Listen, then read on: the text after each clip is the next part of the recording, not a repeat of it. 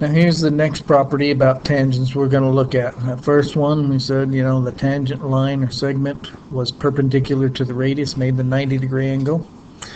This one says if two segments from the same exterior point, so here's our exterior point right here, here's the two segments, are tangent to the circle, then they are congruent. So here's the tangent points.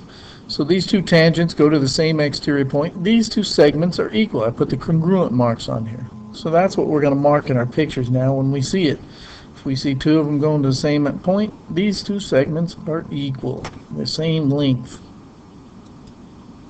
So here's our first problem. It's a pretty simple looking picture. We'll get some more difficult ones. But we see this property. Here's the two tangents going to the same point, so these are congruent. When you see them, you can mark them with the little congruent marks. Hey, that one equals that one.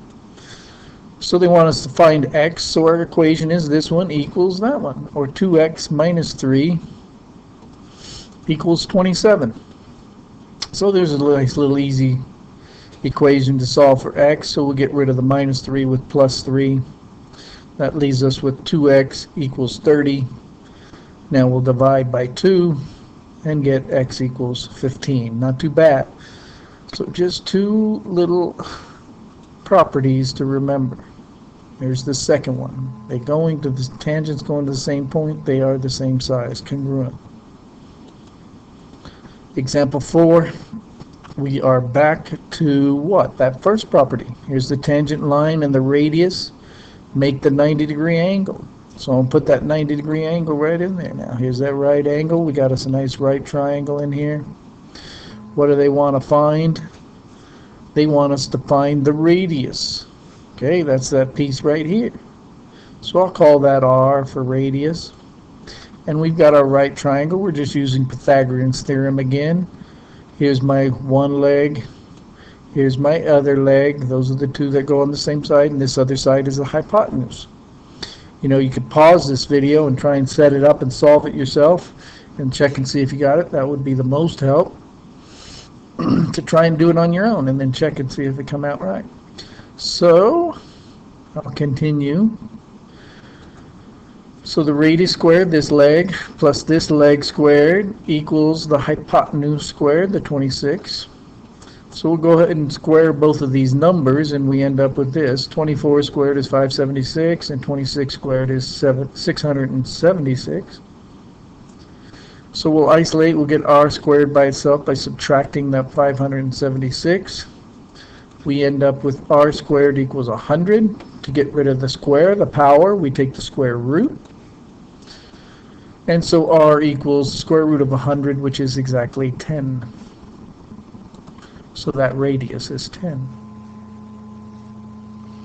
Our next example, example 5.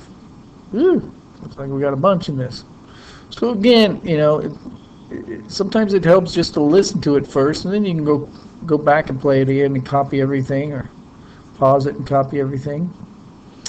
But we look at this picture, I'm going to start marking some things first. Okay? From our first property about tangents, I know there's some right angles in here.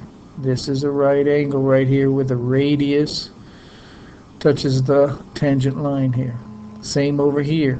This radius touches this tangent. And the second property is in this too. We've got two tangents going to the same point, so I know this segment is the same size or congruent or equal to this one. So my first thing is to solve for x. I see x is in this side, so my equation is, this segment is going to equal the 48 over here. So we'll start with that and solve for x. So we get this 2x minus 13 side equals the 48. They're congruent.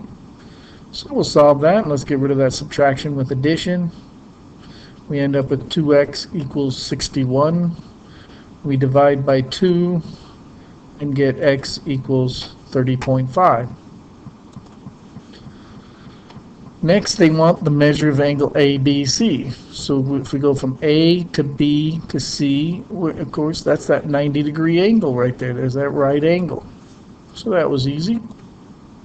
Just by that property. The radius is perpendicular to the tangent line here that it touches. Then BC. BC is this radius right here.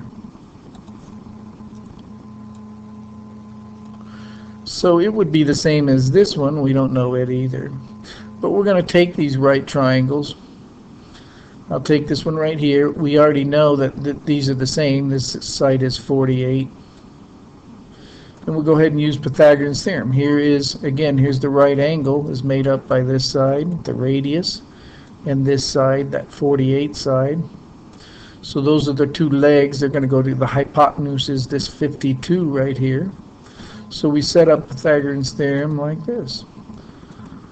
The radius, that's one of the legs squared, plus the other leg squared, the 48, equals the hypotenuse, this 52 to the second power. So we square those two numbers there, and we get r squared plus 2,304 equals 2704. We'll go ahead and subtract this away and get r squared by itself. And we end up with r squared equals 400. To get rid of the power, the square, we got to do the square root on both sides. That cancels out it over here and gives us r, whoops, which is BC. So we end up with r equals 20. And that radius is the BC side that we were looking for, 20. Then it asks for the diameter of the circle. Well, if the radius is 20, the diameter is 2 times that, 2 radiuses, or 2 radii. 2 times 20 is 40. So there was a whole bunch of stuff there, but some of it wasn't too bad. Okay, not too tough to do. Knowing those two properties about tangents. Here we're looking at one of the last things we're going to do, and it's not too tough. It's a little wordy here, and we'll see it. It says when circles are inscribed in polygons, the polygons are said to be circumscribed. We'll look at a picture about that in just a second and see how easy this type of problem is going to be. In such polygons, each side is a tangent to the circle. So let's look at a circumscribed polygon here.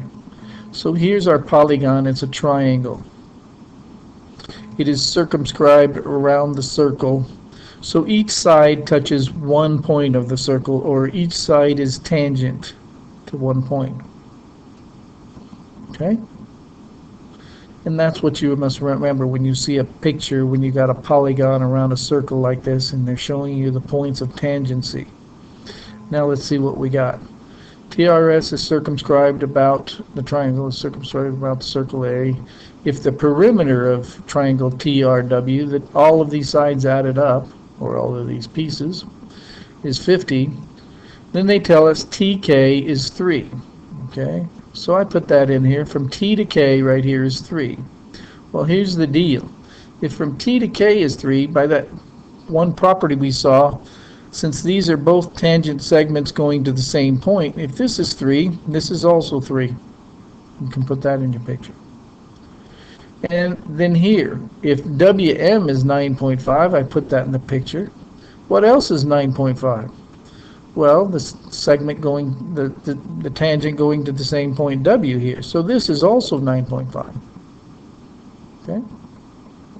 It says find TR. So we're going to find the distance from here to here. Well, I can see TR is going to be this 3 plus however much this is. But they didn't give us either of these, but these are going to be the same. So we're going to call them X right now. Okay? If this one's X, this one will be the same size, X. Now, of course, back here, we're trying to find TR. We'll get to that in a minute. We know that TR will equal 3 plus whatever this X is. We got to solve for X. And we're going to do that with, they gave us the perimeter. The perimeter, if we add up all these sides or all these little pieces here, we're going to get 50. So that's what our equation is going to be. I went around the circle. I started right here around this triangle and added up. The 50, the perimeter will equal this piece, 9.5, plus this one, plus the 3, plus the 3, plus the X segment, plus this other X segment. So that gives us a equation we can solve for X. So we put all these numbers together, 9.5 plus 9.5 plus 3 plus 3. That equals 25, and then the X plus X is 2X. So simplify our equation like that. Now we're going to solve this for x. So we'll get rid of this positive 25, subtract it away from both sides. And we end up with 2x equals 25.